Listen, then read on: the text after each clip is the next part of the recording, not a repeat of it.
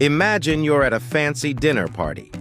The host sets down a platter with brie, cheddar, maybe some Gouda, and then, right in the middle, a wedge of blue cheese. Instantly, the room splits. Half the guests dive in like it's treasure, the other half plot their escape. Because blue cheese doesn't just sit on the table, it announces itself. It's bold, funky, and, let's be honest, smells a lot like gym socks after leg day, which leaves us with the big question: why does blue cheese smell like feet? Let's dive right into it, right here on History of Food.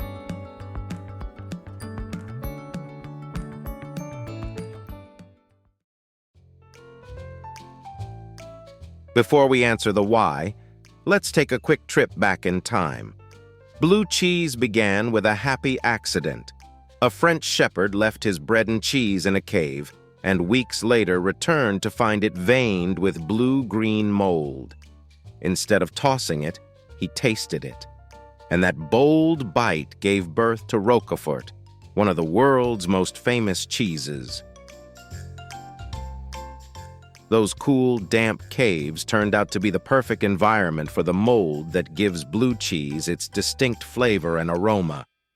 This discovery led to a tradition of cave aging across Europe, inspiring famous varieties like Gorgonzola in Italy and Stilton in England. In the end, people looked at moldy cheese, something most would avoid, and transformed it into a gourmet delicacy.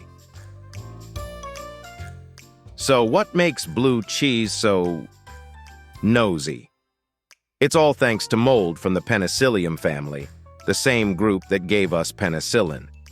Cheesemakers add it to the milk or poke holes in the cheese so oxygen helps it spread, creating those blue-green veins. As the mold breaks down fats and proteins, it releases the very same compounds behind the smell of sweaty feet. Here's the chemistry. When Penicillium mold breaks down fats in the cheese, it produces compounds called methyl ketones.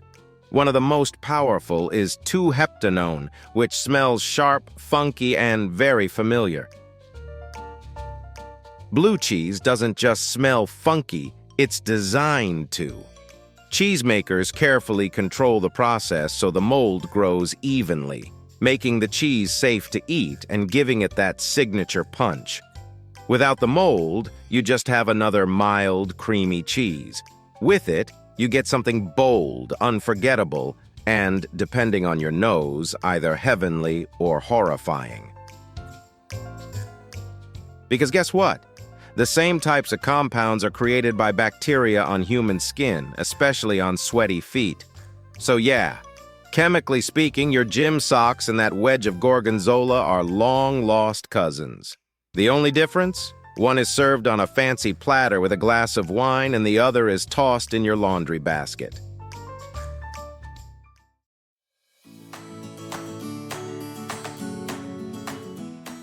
If blue cheese smells like feet, why don't people gag? Normally, bad odors warn us not to eat something, but once we know it's safe, our brains can reframe the stink as flavor. We've done it with coffee, beer, and even kimchi.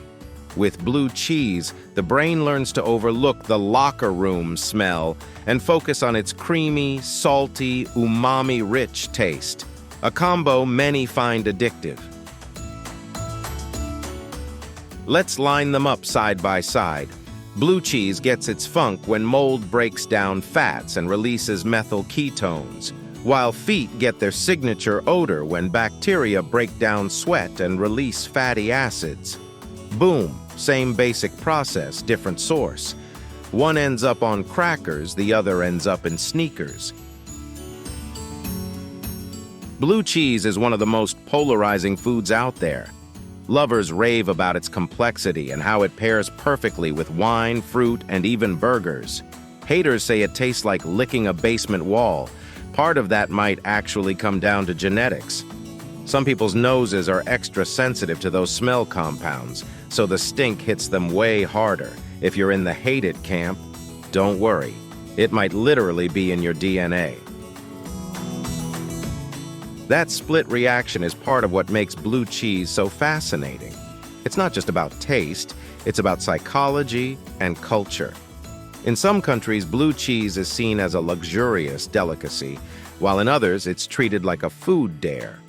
How you feel about it might depend as much on where you grew up as on your actual taste buds. In the end, blue cheese is as much a story about people as it is about food. Blue cheese has also played a surprising role in history. In medieval Europe, it wasn't just food, it was medicine. People believed it could help heal wounds and fight infections long before antibiotics were discovered. Even today, scientists are studying the molds in blue cheese for potential health benefits. Here's a quirky twist. Some of the same compounds in blue cheese also show up in alcoholic drinks. That's why blue cheese pairs so beautifully with beer or wine. They're chemical cousins. So if you're sipping a bold Cabernet with your stinky wedge, just know your taste buds are basically hosting a family reunion. And let's not forget, blue cheese isn't just food, it's a personality. In pop culture, it's the butt of jokes, the ultimate dare food, and the cheese that separates the adventurous eaters from the cautious ones. Bringing out blue cheese at a party is a bold move. It either makes you look like a cultured foodie, or the person responsible for a sudden, mysterious odor in the room. To put it simply, because the mold that makes it delicious produces the same smelly compounds as the bacteria on our feet. It's not magic, it's chemistry. Feet and cheese may seem like total opposites, but on a molecular level, they're speaking the same funky language. And that's why one person's stinky sock is another's gourmet delight. So the next time you catch that unmistakable whiff of blue cheese, remember, it's not bad. It's just complex. It's centuries of tradition, science, and a little bit of moldy madness all packed into one bite. Whether you love it, hate it, or just politely avoid it at parties, blue cheese is proof that sometimes the stinkiest things in life are worth a second taste. And if nothing else, at least now you can impress your friends with this fun fact. Hey, did you know blue cheese and feet basically smell the same because of chemistry? You might not get invited back to the party, but you'll sound smart on the way out. Now, if you'll excuse me, I suddenly feel the need to check my socks and make sure they're not aging in a cave somewhere in France. Thank you for watching.